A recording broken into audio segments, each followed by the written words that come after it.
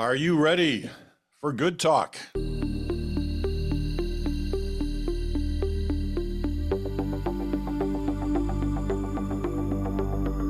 hello there. Good Friday to you. It's a good talk day. That means Chantal Hebert and Rob Russo is with us now for the next couple of months during the Liberal leadership race for sure. And Rob is he's the former bureau chief for Canadian Press in Washington, former bureau chief for the CBC in Ottawa, and now has the esteemed position as the correspondent for the Economist in Canada. And it's good to have you with us, Rob. So let's get right at it because there's lots to talk to, as there always is on Good Talk. I want to start, and I guess I'll let you on your debut here over a couple of months. Rob, he's setting you up just so temporarily get a word in edgewise is what you're saying. That's right. Let me start. Obviously there are Trump questions today, as there always are, but let me start on the Liberal leadership race. Because here's what I can't figure out. Chrystia Freeland was the deputy prime minister, the second most important minister in the cabinet. So here she is running for the leadership, and yet more cabinet ministers who so far declared, and certainly important, major ones, are siding with the outsider, Mark Carney, not with their former cabinet colleague, Chrystia Freeland. What does that tell us? Well, if you talk to Liberals who weighed this carefully, they were watching for a couple of things.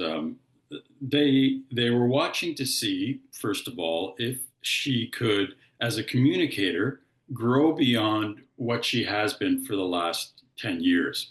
A lot of people watched her launch very, very carefully before determining, and they thought that she is a known commodity, and that commodity, in terms of her ability to communicate, hasn't changed.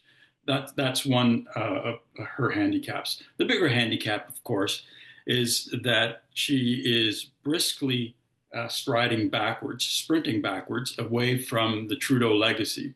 And she's doing that while there are millions and millions and millions of digital images of her being joined to the hip to the prime minister, nodding vigorously in approbation to everything that he's been saying. And that's the stuff that she's throwing overboard now. So she's in a very difficult position when it comes to try to assess a renewal candidate. There are no illusions about Mr. Carney's abilities in terms of communications. Nobody thinks that he's a golden-throated orator or a tub thumper. They thought that he merited his sitting ovation in Edmonton, for instance. He got a sitting ovation, he earned it. But everybody sees upside in Mr. Carney. They see somebody who could grow. They see Ms. Freeland's growth is capped and limited, and they've decided that those who have gone to Mr. Carney, that he's the growth candidate, and he's the guy who can get better, and he's the guy who represents renewal. That's a pretty tough spot for Ms. Freeland to try and get out of.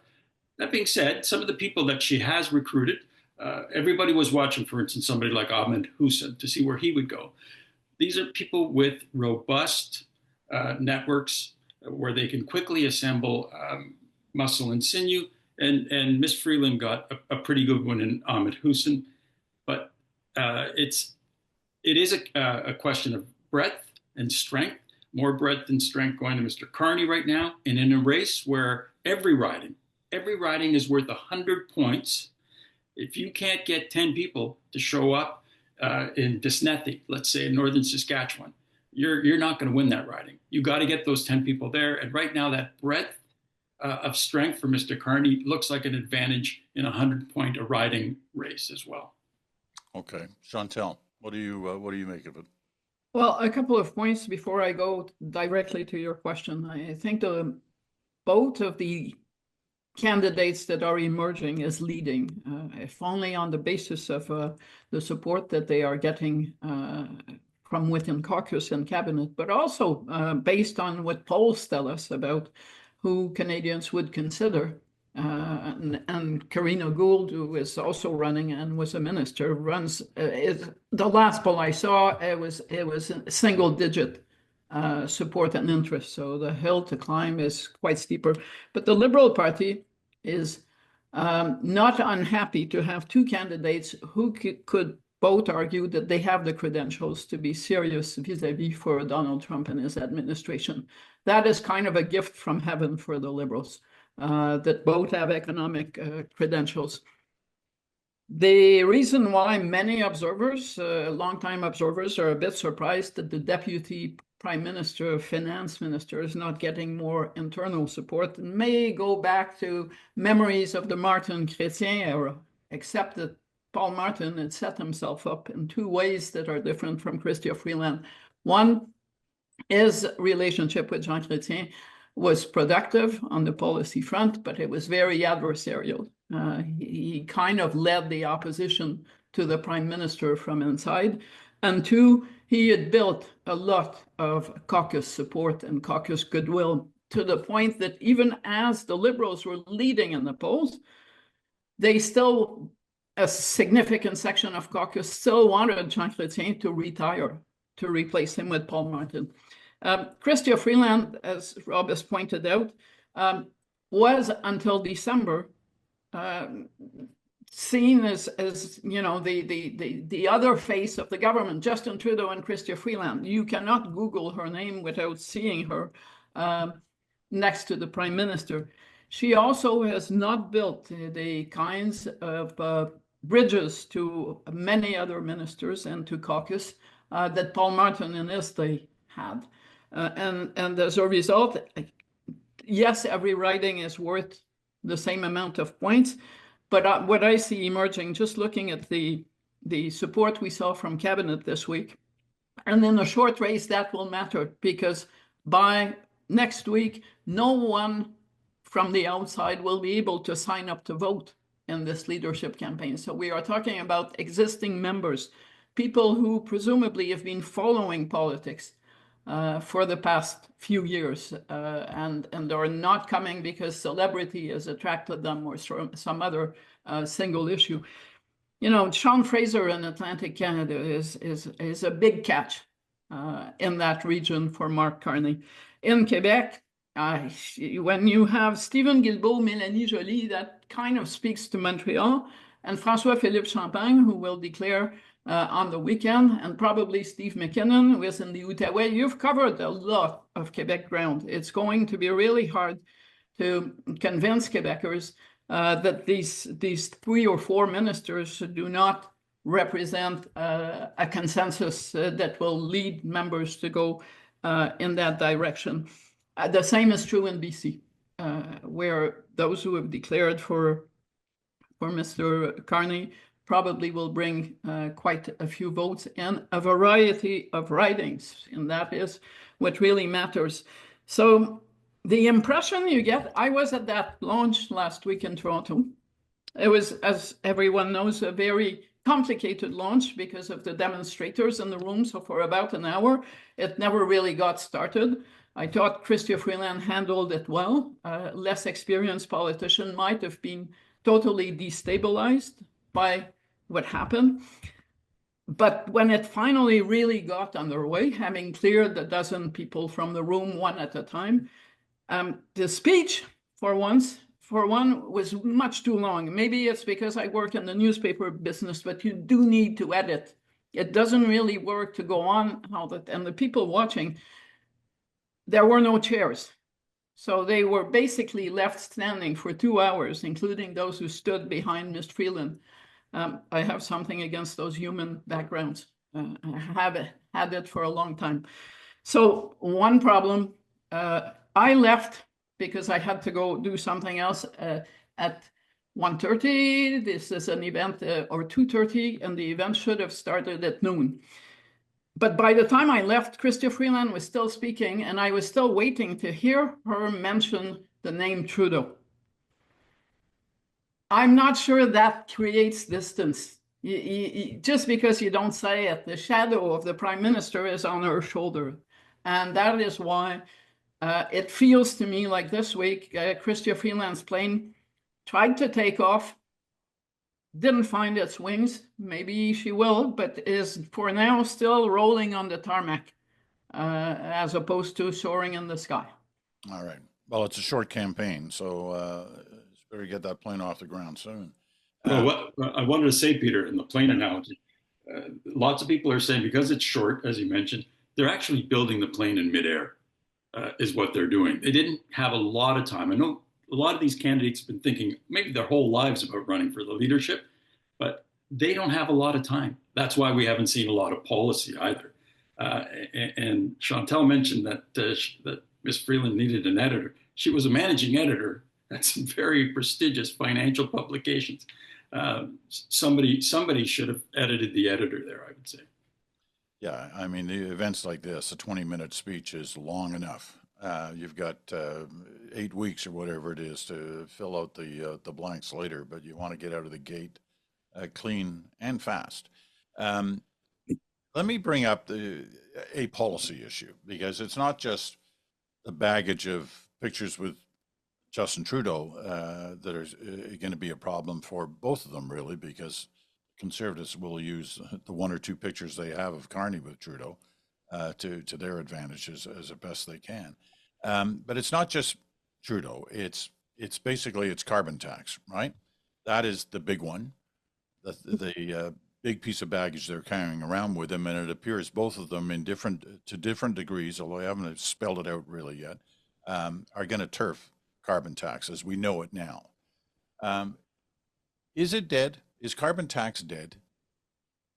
Carbon pricing is not dead, but the consumer carbon tax and the rebates, as we have known it, I believe, is dead. And in fact, because of the rebates, it's not going to dig a big hole. Usually, if you get rid of a tax, it digs a hole in your budget. That will be the case of the capital gains tax if it is dumped by the Liberals or dumped by the next government. There is money that was supposed to come in that won't. In the case of the consumer carbon tax that applies in most provinces, not mine in Quebec, not BC, because of the rebates, it won't show on the bottom line of the government. And on that score, this is an issue where all 3 main candidates have agreed in some form that they will ditch the tax. But the good news for the Liberals is that this week, Stephen Guilbeault and his colleague Wilkinson, by coming out in support of Mark Carney, knowing all this, have avoided turning this campaign into a plebiscite over the consumer carbon tax. There will not be a schism in the Liberal Party over this, because the people who have worked the hardest to bring about carbon pricing believe that the candidates, Mark Carney in their case, will be proactive enough in climate policy that there is a way to substitute the consumer carbon tax for other measures. It's a work in progress, but one of the reasons that they have been drawn to Mark Carney is because he has devoted his post-banker career to the financial side of climate policy. He is not someone who suddenly is waking up and saying, you know, I love trees and I'm scared for the climate. He has worked on the money side of climate action. And I think that did buy him and does buy him a lot of trust from people who are preoccupied by climate policy, despite ditching the carbon tax. Now, you know, the tax is a big bullet in the chamber of Pierre Poilievre, confronting the Liberals. Losing that, if that in fact is what happens, how damaging is that for Poilievre, Rob? Well, if he wanted to build his entire campaign around the carbon tax, it doesn't help him. But I think he can point to one thing that's true. And I think it's one of the problems with politics these days is most of us should be shocked, absolutely shocked, that after being told for 7, 8, 9 years that 80% of us are going to be better off with a carbon tax than we are without it, all of a sudden we're being told, no, that's not the case. So what I don't like about decisions like this is that it breeds cynicism.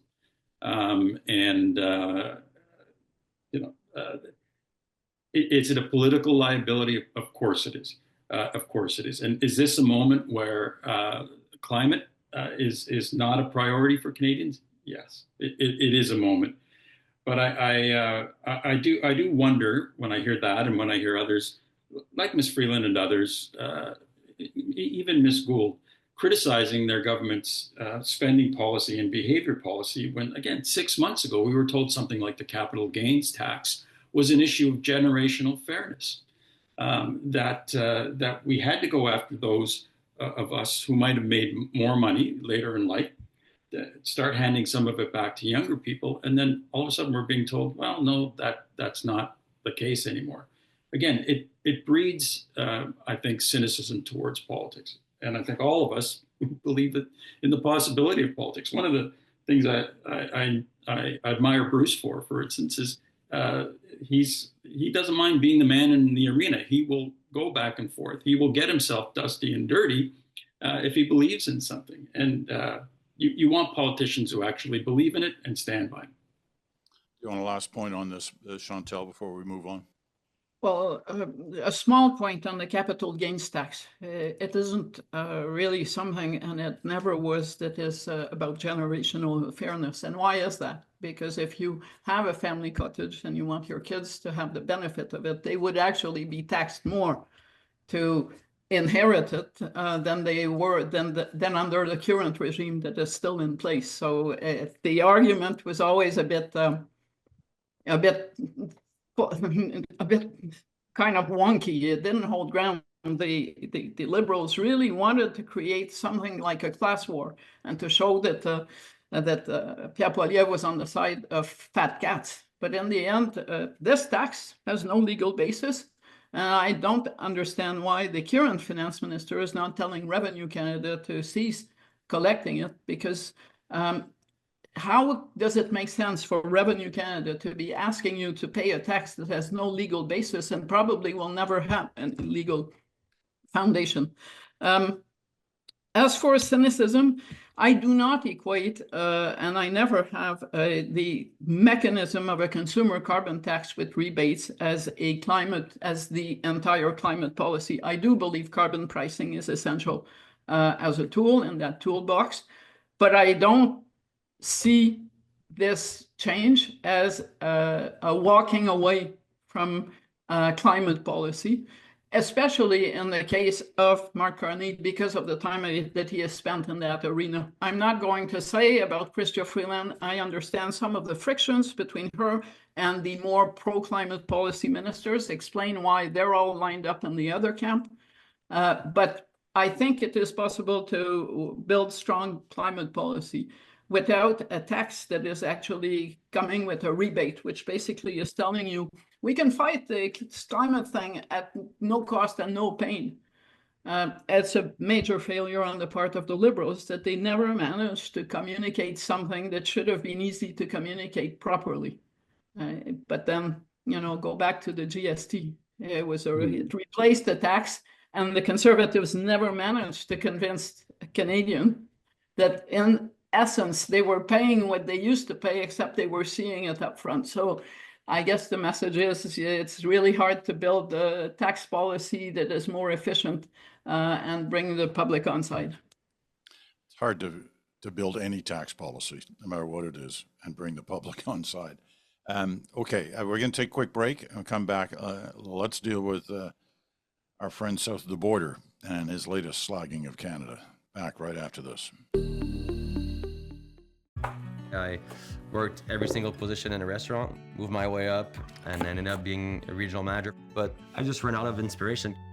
So my girlfriend was the one who got me on TikTok. It allowed me to build this global community, knowing that millions of people are watching you, gave me mad confidence. I get to meet the coolest people in the world, travel, the passion came back to life, and now I'm making a living out of cooking again. And it's the best thing I've ever done in my life. Voila. And welcome back. You're listening to Good Talk for this Friday. Chantal Hebert, Rob Russo in the house.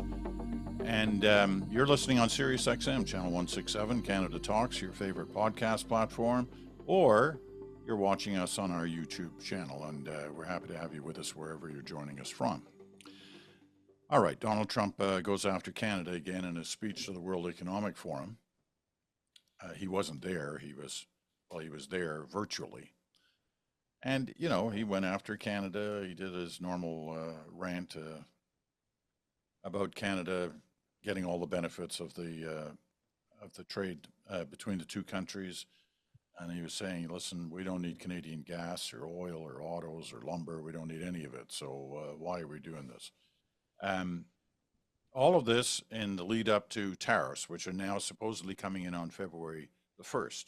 Although it's interesting to see when you read the American media and you see those who have been briefed by, or at least have talked to some of Trump's aides, Trump's people are telling them, you know, it's partly a negotiating tactic here. Don't get like too carried away with his words. You never know on the Trump factor how far you should go down the road believing what he's saying, because we've certainly seen proof in other areas where things he says don't actually turn out to be fact. However, having said all that, most Canadians agree that this is potentially one of the most difficult economic situations the country's ever been placed in, and the potential for loss in jobs, in trade, in economic benefits could be enormous. So obviously the Canadian Parliament must be going through this every day, trying to figure out a position on how to handle it. Oh, no, you tell me they're not sitting. And they may not be sitting for another couple of months. I'm trying to understand the Canadian position, because on the one hand, we keep being told about Team Canada and they're all working together when clearly they're not all working together. And there was indications this week there was kind of more divisions than we thought within that group. What do we make of the Canadian position on this? Like what we're actually doing with a prime minister who's quit leading the charge? Chantal. Well, what they're doing at this point is lobbying key industries that do need our oil. I'm curious to see what the refineries that are tailored to refine the oil that we send from the oil sands. Curious to see how they feel about needing no oil. How do they keep operating if it's all going to come by ship from wherever? Same with gas. What the president said, by the way, he tripled, quadrupled, I don't know how many times he multiplied the actual trade deficit between Canada and the US, but it was way off. It's like me telling you that I have 6 meters of snow just on the other side of the window. I actually have about 2 centimeters. That's the size of the stuff that Donald Trump said. Lumber, well, if the Americans didn't need our lumber, if they could have a long time ago replaced it by getting rid of whatever trees they have left. But at the end of the day, you only need to take a plane to know if you go north, you're bound to see a lot more trees on this side of the border than the trees that Donald Trump believes are still standing in many areas of the United States. Cars. Well, sure, if you want to buy a car that doesn't have a door or a clutch, or a mirror, sure, you can buy American cars, because I don't know how many times, but it's double digits. Every car that is manufactured crosses the Canada-US border a number of times. So you are asking, what is Team Canada doing? Well, it can only prepare, because at this point, there is nothing that has factually happened. And February 1st may be the date, or it may not, depending on who you talk to and who you read. As for Parliament, 2 of the 3 main opposition leaders, Jagmeet Singh first, and then Chrystia Freeland, are on the record as asking the Prime Minister to end prorogation and bring Parliament back. But are they saying that they are willing to vote confidence in the government, which they would have to do if it came back, so that Parliament can get on with the serious business of discussing Canada's reply? Last time I checked, those 2 leaders committed to bringing down the government at the first opportunity. And this week, Pierre Poilievre, in an interview in Quebec, said 2 things. He wants Parliament back to deal with this grave issue, and he wants an election. at some point, I am not convinced that Canadians are in the mood for parliamentary games that lead to an election where their main choice is Pierre Poilievre for lack of a Liberal leader. If you look at polls, the Léger poll that asked, do you want an election now, in the spring or in the fall? Only 29% wanted one now, which is less than the number of Canadians that want to vote for Pierre Poilievre. So the idea that Parliament coming back would be something other than a distraction, thinking back to the games that overtook the agenda last fall, is kind of not cutting it. I don't know about you. Have you met many people who have told you, outside of panels, I only wish that Parliament was sitting? Because I haven't. Nor have I. But then it's been all about weather this week, especially. I was out west. Man, it was cold. Rob. Well, I do think that we're in an enfeebled position because we're going into a war without a general. And if we do have a general, nobody really knows who it is. An election would certainly, I think, tell us who the general is and might get an army going. I think Chantal is right in that when you look at what's going on between Canada and the US, what we're doing now and what we can do, really, we're limited to advocacy. We can't negotiate. We can't negotiate for a couple of reasons. First of all, a lot of the people who we would be negotiating with, let's say Doug Burgum is a guy who is often mentioned, former governor of North Dakota, going to be the energy czar. He hasn't been confirmed yet. And he is one of those nominees who is refusing to engage with Canada until he is confirmed, because I think it would violate legislation in the United States. As soon as Marco Rubio, who was the first person who was confirmed, did get his confirmation, Melanie Joly was on the phone. So it's hard to negotiate when you can't negotiate. The other thing that the people in trade are saying that makes it difficult is, of course, menace creep, the threat creep. The first problem was the border, which we all know is not the problem President Trump is saying it is. Then the problem became the trade deficit. Well, again, you take oil out of the equation, and we're subsidizing the oil that we send to the United States because it's not going down there at the global price. There's not much of a trade deficit. And then now it's going to be NATO. We all have to spend 5%.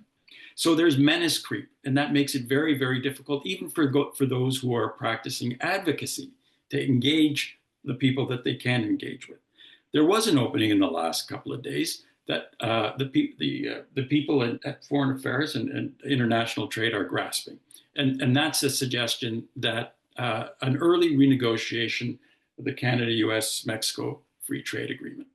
That offers an opportunity to perhaps, at a minimum, delay the imposition of severe tariffs, because it would be unseemly to do that. Not that he wouldn't stoop to unseemly, but unseemly to do that in the middle of a negotiation.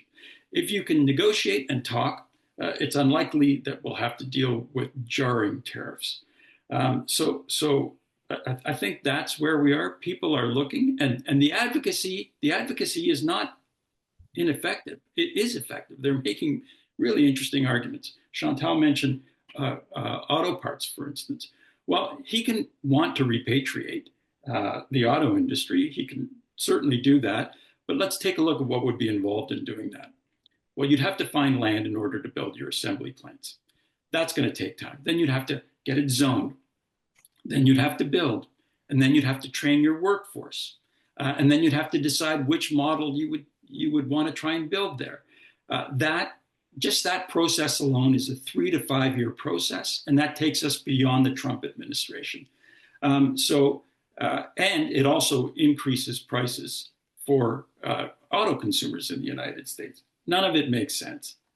There's reality, and there's where we are, and there's menace creep.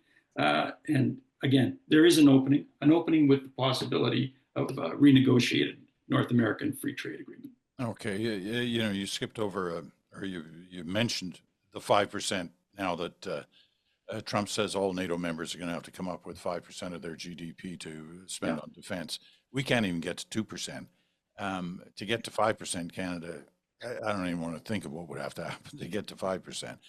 You're waving your hand, Chantal. You want to say something on that? Yeah, I'd be curious to see how much the US is prepared to put in to get to 5%, because they are also some way off from this.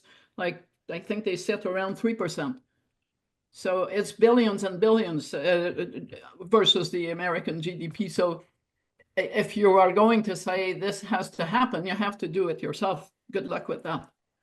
I would say on 5%, though, that some of our NATO allies in Europe believe that's where we should be as well. He is not going to find disagreement in Germany, for instance. He's not going to find disagreement in places like Poland as well. Our allies there live in a tough neighborhood now, much tougher than it used to be.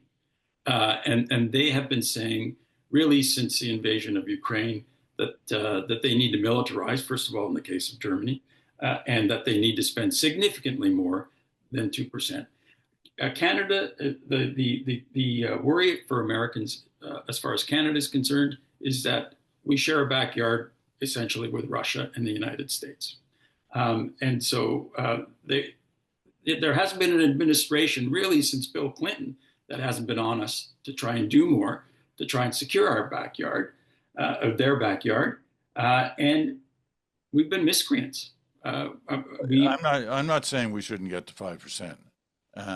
What I'm saying is to get to 5%, you're going to have to do some really major recalculating of federal expenditures. Even to get to 2%, you've got to have an election.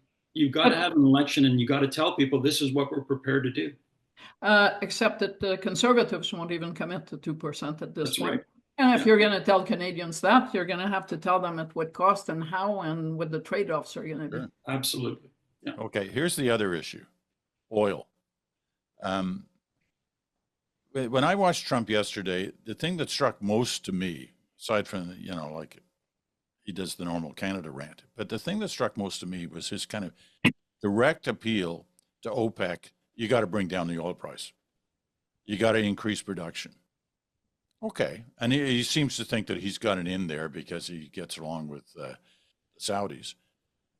But let's assume he's successful there. The world price now is what? Somewhere around the mid 70s? 75, yeah. Yeah. Say it drops $10. Drops $10, suddenly in Newfoundland and Alberta, some of those projects, they're not sustainable at that world price. And they'll be closing plants, not opening them, not needing pipelines. There won't be anything to put in them. So I don't know how this fits with Danielle Smith's, strategy. I mean, as we all know, she was at Mar-a-Lago with her pals O'Leary and Peterson. And then she was in Washington at the inauguration, fancy dress, inauguration balls and et cetera for everybody. So I'm not sure what all that gets her if at the same time he's saying, got to bring down that world price by increasing production so we can have cheaper gas at the pumps. Am I wrong here, or is there something not make sense about that? No, look, the presidents of the United States are elected on the basis of the cost of gasoline and groceries. So when he talks about, renaming the Gulf of Mexico, the Gulf of Yorkton, Saskatchewan, he's saying, in effect, he can't do much about the cost of gasoline and groceries right now. And it's a great big shiny ball distraction. But he's trying. The whole energy thing is again, it's piffle, it's bombast. It makes absolutely no sense. I think the argument that Danielle Smith is making, and she's now making it, I'm told, in coordination with Canadian officials as well, is that Donald Trump wants to project U.S. power abroad by exporting more U.S. energy abroad. That is like a force multiplier as far as Donald Trump is concerned. You don't have to fight wars, but if you're the biggest energy exporter in the world, you're projecting your force overseas without moving your armies. Well, the argument Canada is making, and Danielle Smith is making it as well, is we can help you do that. We can supplant some of the oil that you are using for domestic purposes in order for you to project that force overseas by exporting more of your oil. But you're not going to be able to do that if you keep talking about how you don't need our oil, which everybody knows is bafflegab, is bombast, it's piffle. I think it's an interesting argument. There are people apparently around Mr. Trump who realize that there's some logic in this, but it's going to be pretty hard for him to walk back some of the things that he's saying, which we all know are untrue. I spent 8 years in Washington, D.C. I can't tell you how many times I went to an event where they were complaining about how much Canadian lumber was coming into the United States. They were complaining about it because they couldn't build their homes and their buildings without Canadian lumber. And it's the same with energy. You're trying to find logic from someone who is not offering it. And I think the first rule of thumb is if it makes no sense and you try to get your head around it and it still makes no sense, it's because it makes no sense. Bafflegab, we have our own share of it on this side of the border. I was watching, I think, the Premier of Nova Scotia yesterday on X saying the federal government has to approve the Energy East pipeline. Okay, so the Energy East pipeline, for those who have not kept pace, was cancelled by TransCanada, TC now, in 2017. There is not on the books in Ottawa, hidden in some corner, an application that the federal government can approve. 2017, do the math, that's 8 years ago. You can go into, it was the fault of the Trudeau government. All this is another discussion. But when premiers tell you you have to approve this project or that project, the first question you have to ask is, are the promoters who abandoned the project shelved it? Are they interested in resurrection of the project? And then we can have a conversation. But to go around telling Canadians the federal government must approve this pipeline or that pipeline, there are no such applications waiting for an approval from the federal government. And if you want to resuscitate them, as those companies well know, you cannot suddenly, by some order, dismiss the provincial regulations of every province to get this done. And even if you could, which you can't, we are talking years here. We're not talking, we're going to magically make Energy East appear and our oil will flow to the East Coast. That you and I, and maybe Rob, probably will not be doing this show by the time these pipelines come to fruition if we start them tomorrow, which we are not. They mentioned the Gulf of America, Rob did. Of all the things that Trump said, that's the one actually going to happen, and happen quite easily. In fact, it already has happened. He instructed apparently on day one, Coast Guard and this and that and the others to change their maps, and they already have, from the Gulf of Mexico to Gulf of America. That's really no big deal. These the ones we're talking about, they're a big deal. But at least he can chalk one up for and claim it as a victory that he did that one. It's kind of like, as I've said before, it's like the North Sea. You know, it's actually the German Sea, but the Brits called it the North Sea because of the war. You are encouraging a flat Earth society. Well, I think if we start going around naming, we'll change Hudson Bay to Chantal Hebert Bay. Thank you, but no. Don't encourage them, Peter, because the Great Lakes will become the mega lakes if you keep this up. Yeah. That's true. Good point. All right, I will not say anything more about that. Well, let's take our final break, and I want to come back. I want to talk about the election, because there are scenarios out there as to when the election could be, and I want to try and understand those scenarios. But let's take our final break. We'll be right back.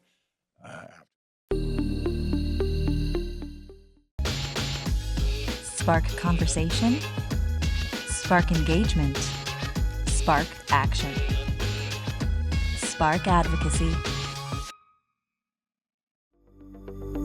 Welcome back. Final segment of Good Talk for this week. Rob and Chantal are here. A couple of reminders. This is on YouTube. So is Smoke, Mirrors, and the Truth, where Bruce Anderson appears with Fred Delory. So we have sort of the liberal, the conservative on Tuesdays. And you can also catch that on YouTube. The Buzz comes out tomorrow morning, my little newsletter, 7 a.m. tomorrow in your mailbox. You have to subscribe. Doesn't cost anything. just go to nationalnewswatch.com/newsletter and just put in your email address and you'll get the newsletter each Saturday morning at 7 a.m. Okay. Election is set for what? Is it late October? October. Yeah. 25th of October. That's, sort of in the books that it can happen. And it's, every this would be, 4 years since the last one. However, it could be earlier. And there's much talk about whether it will be earlier. Two of the opposition parties, as Chantal mentioned, want the House brought back right away, and they're committed to defeating the government as soon as the House comes back. So that would mean an election early, April or May. What is the thinking as to when this is going to happen, and what is the reason behind the thinking? Make the argument for whatever time slot you think is most likely or not most likely. Rob, you go first. Well, Conservatives would like an election yesterday. They are coming to the conclusion, they believe, that Mr. Singh and the NDP, given the pulverization that polls seem to suggest awaits them, will end up making a deal with whoever emerges as the leader of the Liberal Party to keep this Parliament, to keep this government in office for another 6 months. That's not what I'm hearing from people at the NDP. That they know they're in tough. They point to Jack Layton, who did not go into the 2011 election in second place and ended up with over 100 seats. They think that they can, this is part of their two-election strategy. The first part is to supplant the Liberals. They think that they can do that over the course of a campaign. So, if you're the Liberals, what do? You do try to make a deal with New Democrats. Yves-François Blanchet is sitting in the catbird seat in Quebec. He, no matter who emerges as leader of the Liberal Party, both he and Pierre Poilievre, I think, speak French better than whoever is going to emerge. Mr. Blanchet is licking his chops. He is prepared to bring down the government at the earliest possible time.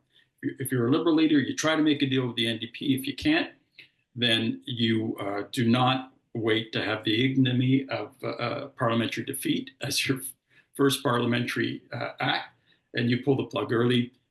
And that's part of what I was referencing earlier when I say that they're building this plane in midair, because not only are they running a leadership campaign, they're putting together an election campaign at the same time. Whoever the leader is going to be is going to have some platform planks already there.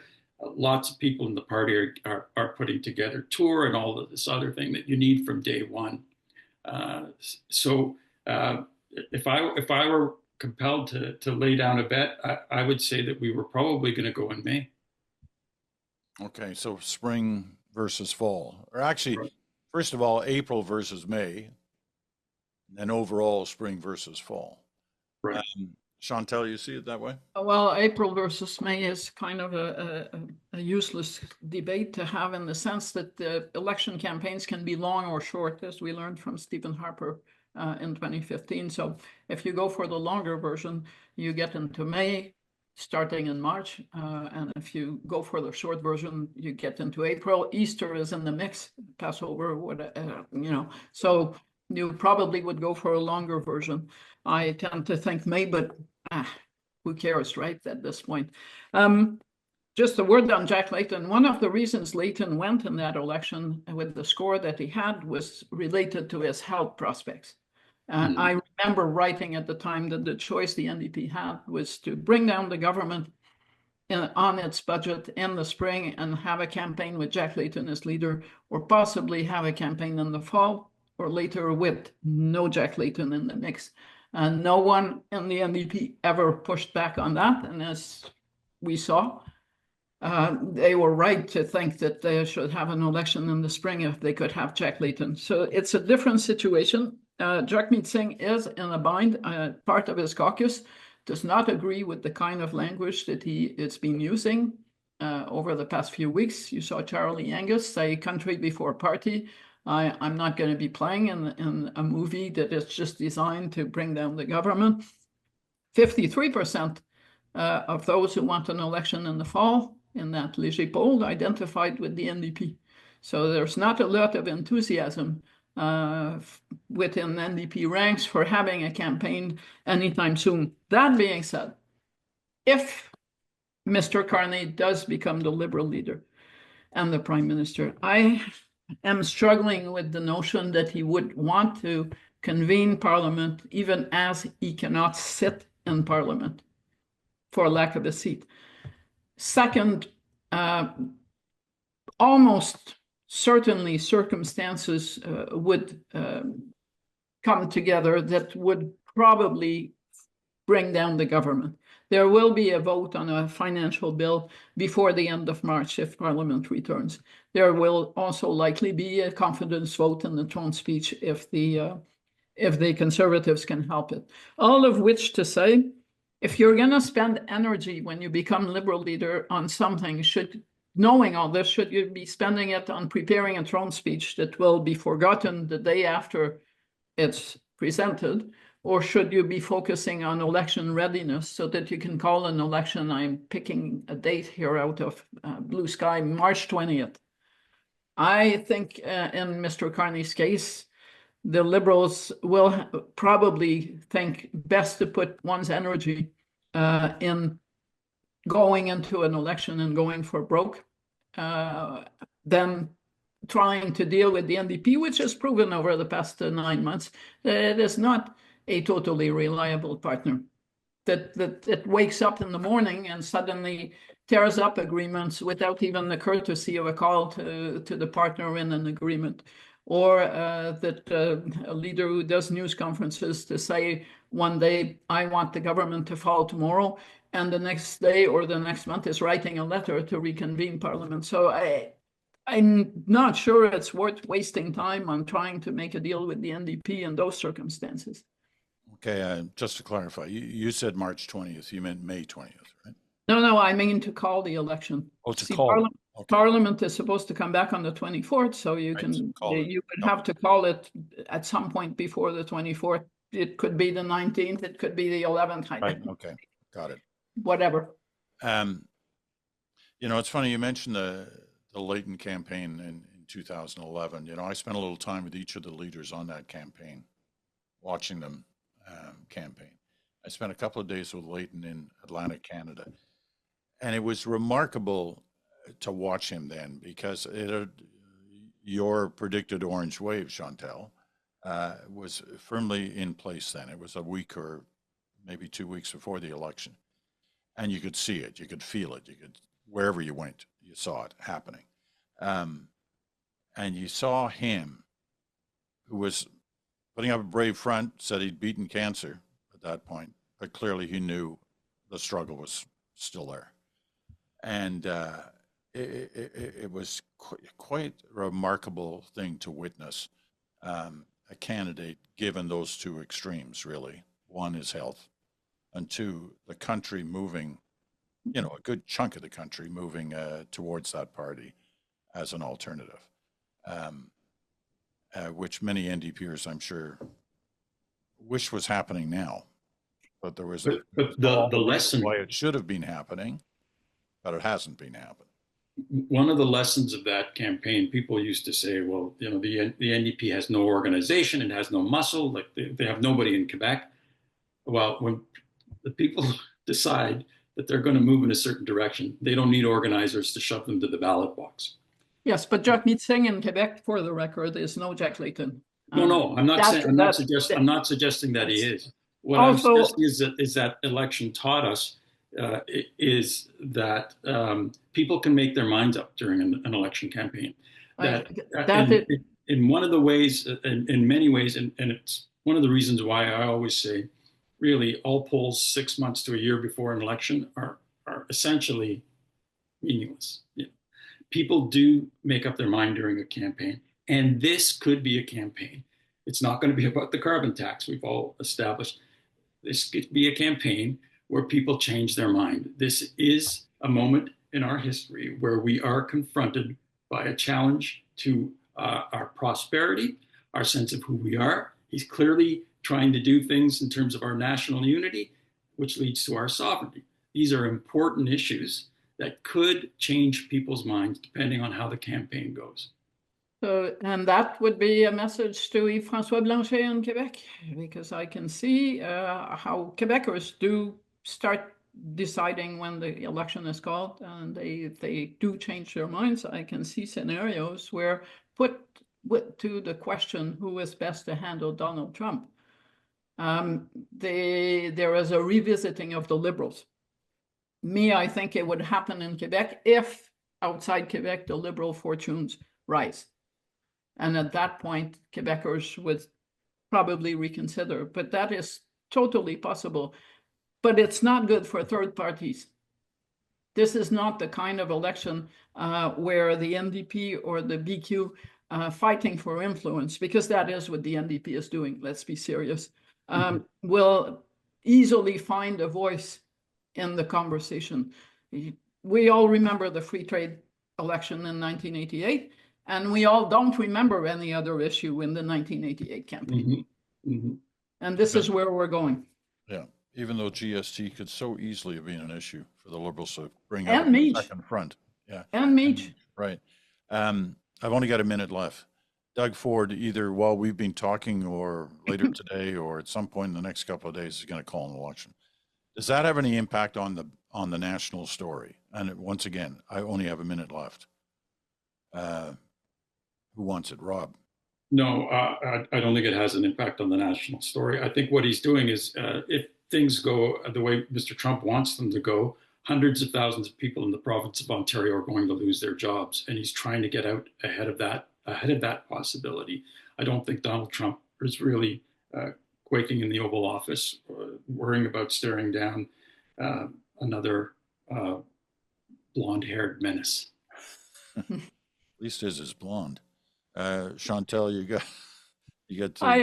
I mean, Mr. Ford has for months tried to find the narrative that would allow him to campaign before Pierre Poilievre becomes prime minister, if that is going to happen, because it's not a great mix for a conservative premier to have the Conservatives in government in Ottawa in tough times. But I think that the Trump factor has now made it a priority to have this election before the province possibly falls into a recession with attending job losses.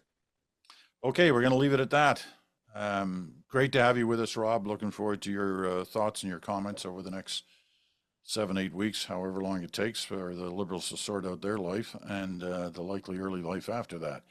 Chantal, as always, great for you to be with us. Everybody have a good weekend. We'll talk to you again. Take care. Now, bye-bye. Salut.